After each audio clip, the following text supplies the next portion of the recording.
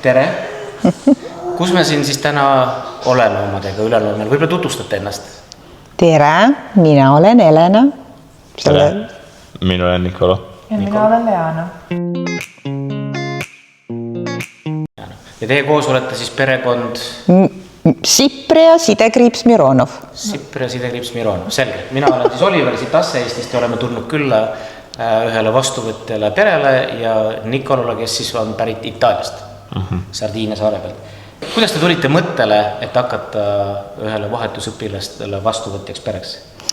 No me oleme 3 lapsega perekond ja meie lastel on nagu üsna suured vanusevahed, et Leana ja vanema venna vahel on siis 7 aastat ja Leana ja noorema venna vahel on 10 aastat. Nii et selles mõttes, et me oleme siin väga pikalt olnud juba lapsevanemad ja meil on tegelikult nagu majas olnud kogu aeg väga palju lapsi. Ja meie lapsed on sellised, et kes ise nagu väga niimoodi küla peale ei lähe, nad tahavad, et kõik oleks siin.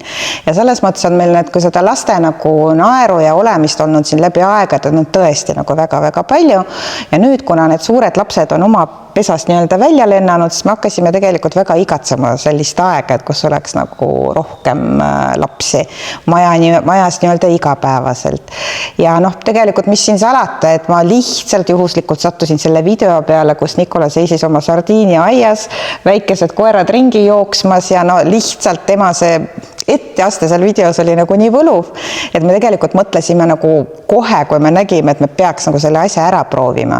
Ja see oli vist, ma arvan, kuskil kevade lõpus või suve alguses ja ja isegi mul nagu mees oli ka hästi toetav ja me olime juba ääre peal, et me võtame ühendust organisatsiooniga ja nagu vormistame selle asja nii-öelda ära, aga siis tuli oma elu peale.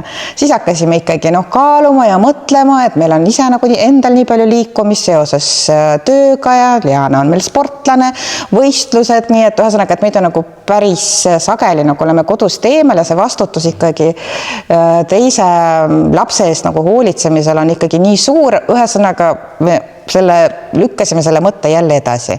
Ja sügisel me avastasime, et seesama Nikola seal oma Sardiinia aias otsib jälle perekonda ja ta käib juba Ülenurme koolis, mis on siin 1 kilomeetri kaugusel. Nii et ja siis me saime aru, et see on lihtsalt puhas saatus. Ja me vormistasime selle suhte lihtsalt nagu käigu pealt ära, nii oli. Ja enne Nikola saabumist, millised olid teie ootused üldse vahetusõpilase osas? Mida te ootasite, kes teil uksest sisse astub?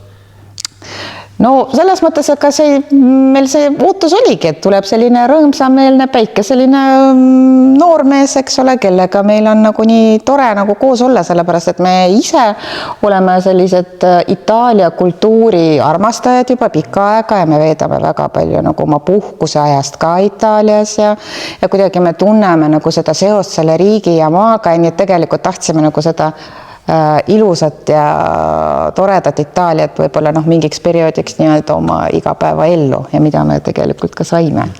Ja kas teiselt poolt oli mingid kõhklusi või hirme ka?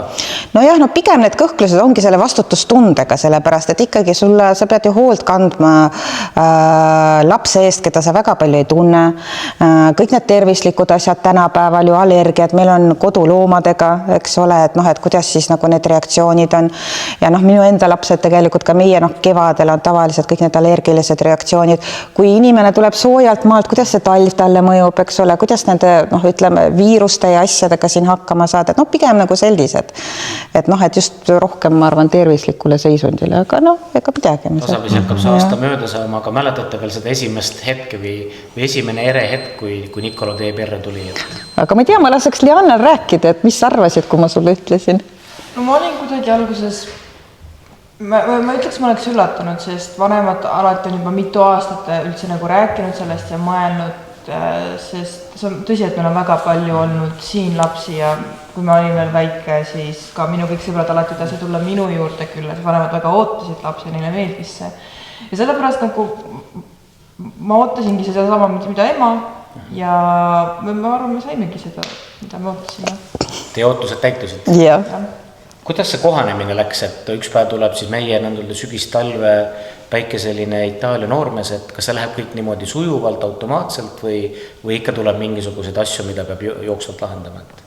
muidugi, ega see alguses ju kõik see keeleline barjäär, ega sa ei saa ju nagu oma tundeid ja mõtteid ja tegelikult teinekord ka võib-olla selliseid igapäevaelu võib-olla palveid nagu kuidagi sõnastada niimoodi, et see oleks piisavalt arusaadav. Ja minul on inglise keel enam-vähem okei. Nikolat ma pean ka kiitma, et temal oli tegelikult ka inglise keel on siiamaani on see nagu väga hea ja tal oli juba eestikeelne baas ka, sellepärast, et ta oli juba 6 aega siin Eestis olemas, nii et selles mõttes, et sellised nagu mingid põhiväljendid tal olid eesti keeles juba ka täitsa olemas. Aga näiteks minu abikaasa jaoks, kellel on siuke inglise keel üsna nõrgavõitu, eks ole, ja temal oli küll esimesed päevad keel sõlmas, ta lihtsalt ei suutnud, kuna me räägime ju siin mitmeid erinevaid keeli, et meil on see eesti keel ja vene keel, siis tuli inglise keel, eks ole, siis me tahtsime ikkagi itaalia keelt natuke õppida, küsisada siin igasugust sõnastusi, nii et selles mõttes oli nagu see väga-väga keeruline algus just, et ütleme, et kõik need suhted, keelelised suhted nagu paika saada. Keeleline asi. Jaa. Kuidas nüüd pereisal inglise keelega täna on?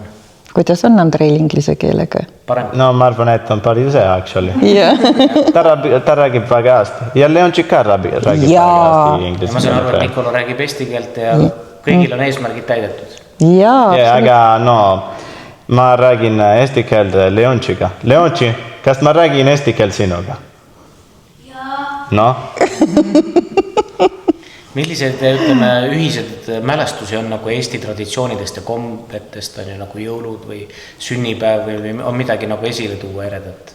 No ma arvan minu meelest, et mina käin siin majas suuremas osas siis ikka nagu pühadel ja mingil sünnipäevadel ja ma arvan, kõik need jõulud on loomulikult sellised kõige meeldejäävad, sest meil perel on väga palju nagu enda traditsioone, mis meil on üle aastaid nagu olnud.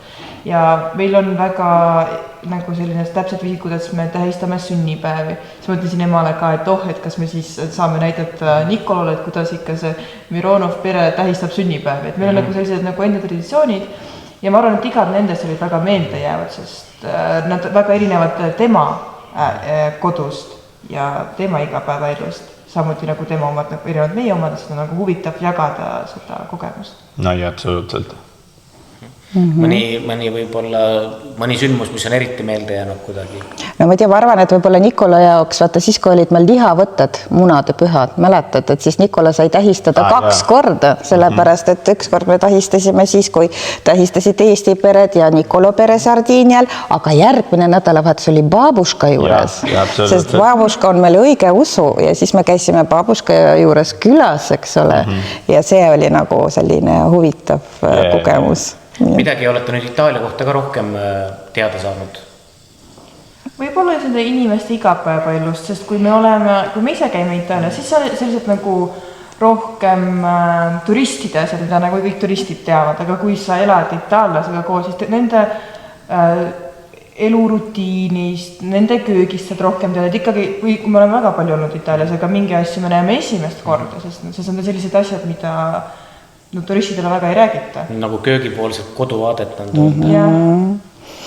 Ja muidugi Nikolat peab kiitma, sest võib-olla mis on selle eriti ere näide, et just nende noor põlve suhtumine vanemasse generatsiooni, et kui suures austuses on tegelikult vanaemad ja vanaisad, et mulle tundub, et me Eesti kontekstis seda võib-olla natuke kipume maha unustama, aga Itaalias on nagu väga-väga tähtis, nii et tegelikult ka meie vanaisa ja vanaema on saanud ka hästi palju seda soojust ja meie lapsed on saanud võib-olla sellist eeskuju, et kuidas tegelikult tuleks nagu vanemad generatsiooni. Meil on nagu üksteiselt midagi õppida.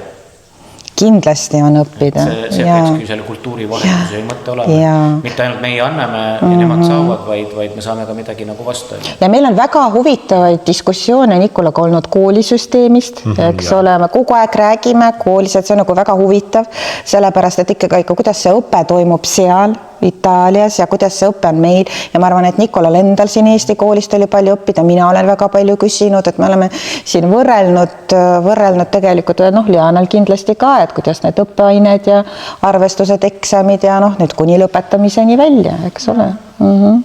Kas mõni väljakutse raske hetk on olnud kogu selle aasta jooksul? Nikola, mis see kõige raskem hetk on olnud? järsku sinu sünnipäev. ja muidugi, põlv, no. Ja trauma. Suur trauma, põlv katki kaput. Aga no. Sinu klassijuhataja kirjutas, et ta nii kartis, et nüüd saadetakse Itaaliasse operatsioonile ja vahetusaasta saab läbi. Kui ma läksin Itaaliasse, võitu õppida aastad on läbi. Aga no, ma olen siin, siis me läksin Itaaliast tagasi. Siis no, ja no, kuna ma lähen, ma teen operatsiooni.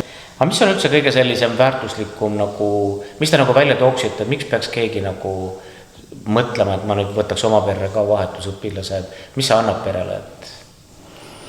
No ikkagi see suurem lisandväärtus on see, et see nagu toob need, ütleme, pereväärtused kuidagi paremini esile ja paremini nagu kokku.